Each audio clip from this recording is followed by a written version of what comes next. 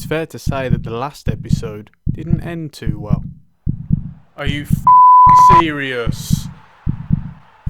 Off. But now we have a chance to redeem ourselves. You know what game it is. It's blue versus green. It's the Old Firm derby.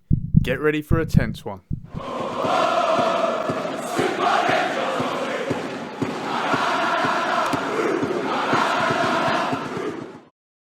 Well, here we are then, my friends. The second Old Firm derby of the season is upon us. Welcome to episode 9 of our PES 2019 Rangers Master League series. It is me, Bromo18, and hopefully we can have a better time of it than we did in the last episode. I do apologise for my outburst of anger there at the end. I find it funny when other people rage at video games and get angry, but when I'm doing it, it's not that funny.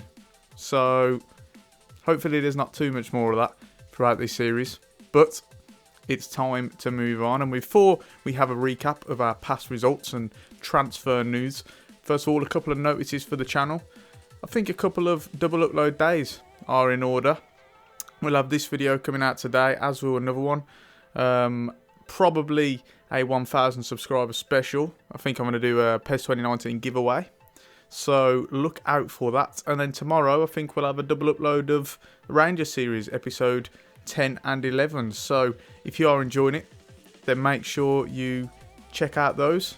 And if you're yet to watch any of the previous episodes, I would advise that you go and watch those first before coming back to this one. But now it is time for a recap on what has happened since episode 8.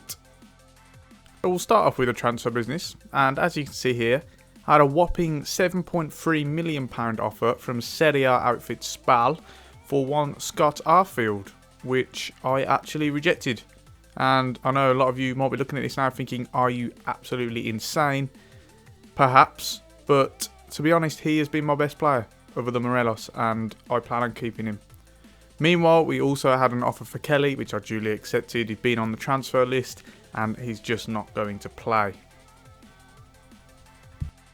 As you can see here, it added a small sum to our transfer and salary budget. It all helps, all goes into the pot for future acquisitions.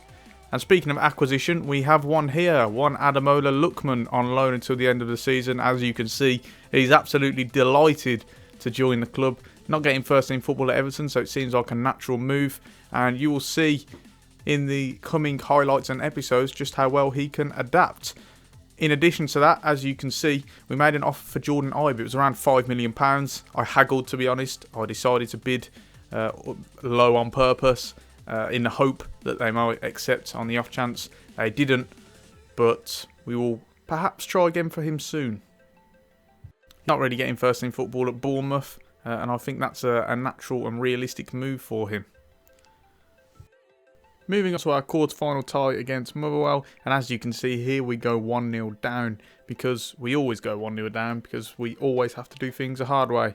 But nevertheless, we go 1-0 down, and as you might notice, I did make a few changes for this. As you'll see here, the strike force of Umar Sadiq and Eddie Nketiah teaming up slightly. Nketiah going through to score his first goal for the club since signing. The Omen lands onto Fotheringham to win the game at 3-1 up. He saves, and we are through to the semi-finals to face off against Hibernian. So that takes us into the league game against Livingston, who on this game are still managed by a certain Kenny Miller. Lee Wallace low cross finds Eddie Nketiah for this goal to make it 1-0. Almost a carbon copy of the first goal once again, as a Lee Wallace low ball finds Nketiah in the middle, who can slot it home. And finally, new loan signing Ademola Lookman gets his league campaign for Rangers off the mark. With this finish, he's completely unmarked as Lafferty's shot is deflected, and the match finishes 3-0. So that brings us to today, and well, the pressure is on a little bit, isn't it? In particular on my players as well. I think, I mentioned a couple of episodes recently that next season, at the start of next season, I will begin to make transfers should I need to. So it's these big games in particular where players are going to have to show me that they can step up. Otherwise, we will start to look elsewhere. And don't get me wrong, I have full faith in these players, but they have to start showing productivity in these big games. They missed out in the last one against Aberdeen, and now we have another big one against our fellow City rivals. Now, going into the game plan, we're sticking with the 4-4-2. You'll see a couple of changes to the team sheet. Couple of them really forced, but it's pretty standard here. Fotheringham, Wallace, Katic, Bartley, Tavernier. Now you might wonder why Lee Wallace is in the side, considering how poor he was defensively last game.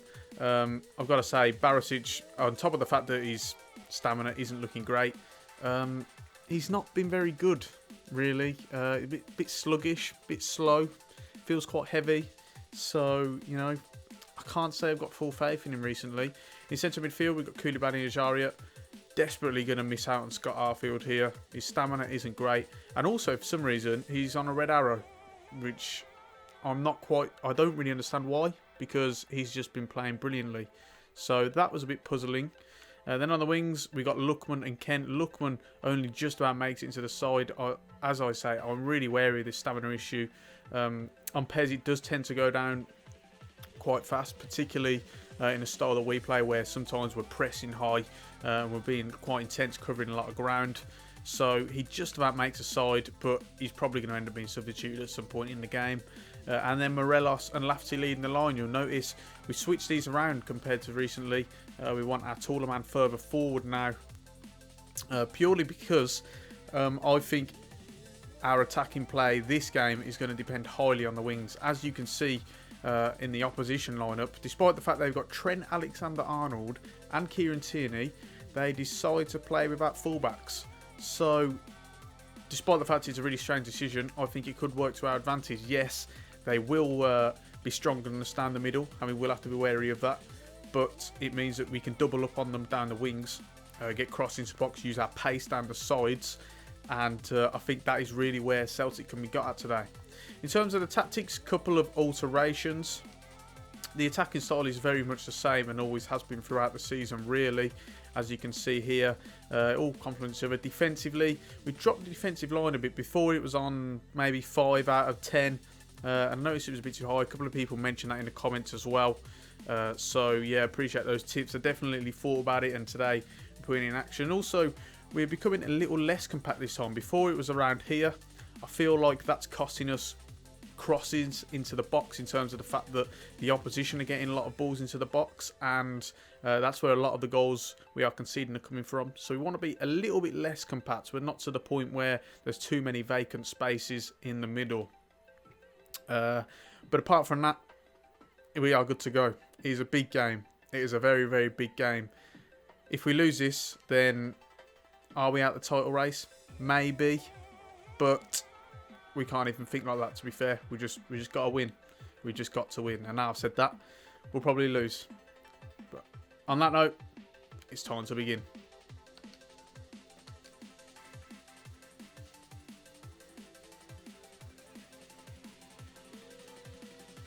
Oh, look at that. We love that togetherness. That is brilliant. Come on, the boys. Well, a warm welcome to you as you join us on this most special of days. It is Old Firm Derby Day. Celtic and Rangers, of course, the bitterest of rivals, and matches between them over the years, rarely anything other than utterly memorable. A fixture naturally full of crunching tackles and spectacular goals, excitement of the sort you don't quite get anywhere else. It's a match also which down the years has made the headlines clearly for non-footballing reasons. Passions do run high, but all the ingredients are here for another explosive edition today, and we just have to hope we're talking football at the end of it all. Always a big ask for officials, of course. Managers need to hope that their players will set the right tone, ferocity and aggression, but no indiscipline, no need for violence. Whatever happens, I hope, and I believe, we're in for a treat.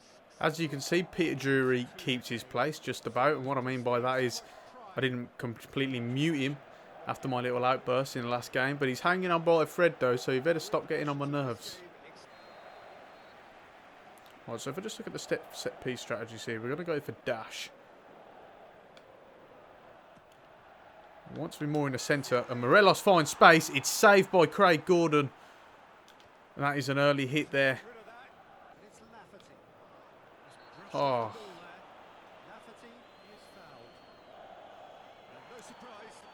Oh, well. Scott Brown getting a yellow card in the Old Firm derby. I mean, you know, that is PES's realism really kicking into gear right there. Oh. He brings it down. He's found Lookman. And Lafferty gives it to Morelos. Morelos will go for goal. And it's in. 1-0 and Alfredo Morelos. Who else would it be? Top scorer in the season. That takes him to 21 goals in the league. It's a lovely finish.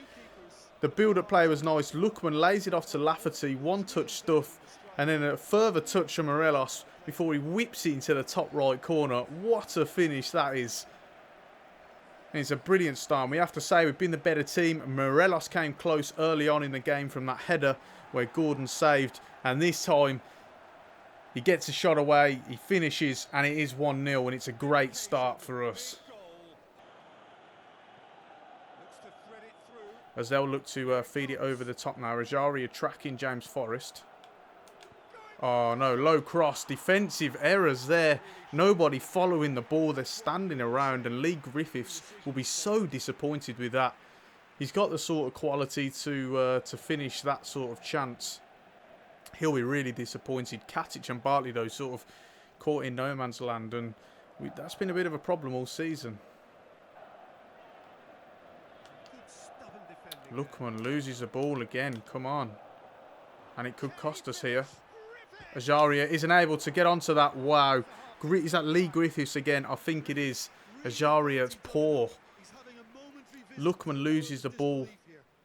And this time we've got people running around. Ajaria really needs to get onto that. Trying to track the ball backwards. But Griffiths latches onto it. And we've got away with one there. Wallace isn't quick enough. Come on, ref. It's half time. Jesus, it's like 48th minute. What's going on? Thank you. It's half time, guys. 1-0. And despite the positive first half of the first half, if you'll, for want of a better term anyway, we have just tailed off towards the end of that half. And as a result, Celtic have had a couple of really good opportunities.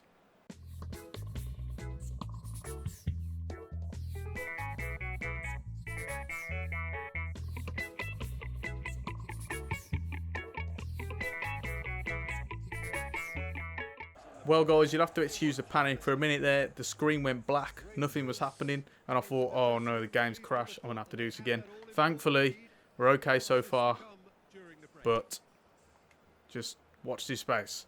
Let's resume for the second half. Can we get that run from Tavernier? We can, because he's anchor space. Come on, Tavernier. Run, run, run. Jesus. Oh, now the attack is starting to break down. Thankfully, we kept it. And he'll give it to Ajaria. It's got to be. Is it a penalty? No, it might just be outside the box. But Scott Brown is already on a booking.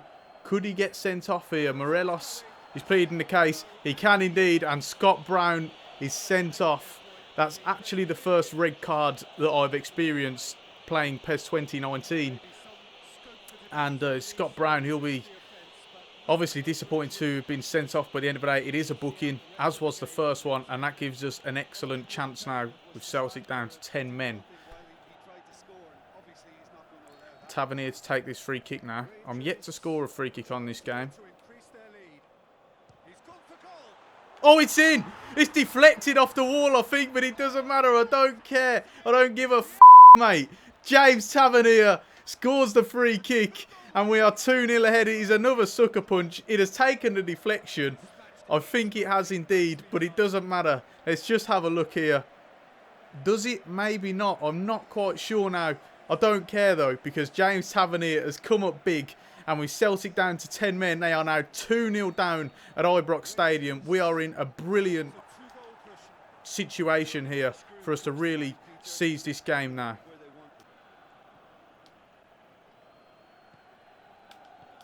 Gone for the overlapping run. I think it's Edward who's been sent through, and Fotheringham saves well, but once again, defence caught napping. They've got to stick with their men.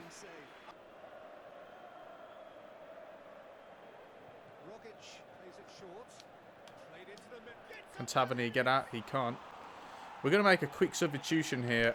Ryan Kent's looking tired, so Candace is going to come on in place of him. So now we're going to get those changes we have been expecting. Morelos has got a little bit of space. Oh, it's a lovely play. And he's getting through Morelos. It's a brilliant touch. Good save from Craig Gordon. Just having a look if there's any other quick serves. Lookman is also tired, so Jamie Murphy will come on in place of him as they bring on Trent Alexander-Arnold. And that is a weird transfer that has happened. I can't imagine in any realm of possibility that would happen with Alexander-Arnold being in the Liverpool side. But, you know, we'll go with it anyway. Here's a free kick Lafferty will take. And we're just going to go short here. We've got Tavernier out on the right-hand side. And he's got options. Murphy arriving. What a save from Craig Gordon yet again. I tell you what, he has stopped this from being 4 or 5, to be fair. He's having a really good game. And Edouard now has a little bit of space, thankfully. It's good defending, though. And now can we break from that? Candeas is making the run. Morelos does want to use him, but we've got Jamie Murphy outside, and he's open. He's in acres of space. Jamie Murphy to finish it, and he has done so. It is 3-0 now in the Old Firm derby. And I tell you what, Celtic, since the Scott Brown red card, have imploded. Us, on the other hand, have gone from strength to strength. We are absolutely loving this, and Jamie Murphy comes up big for us this time. Look at the space he has, and that was what we was talking about before the game, the fact that they were going to be open to vulnerable at least on the wings because they haven't got any fullbacks, whereas we like to play it down the wing and we could double up on them, and that was a situation there. The centre half gets pulled inside, and because they've got no wing back to or fullback should I say, to track Murphy, he's got acres of space and he slots calmly. It is 3-0, and surely that is that. He will go to Murphy, Morelos even.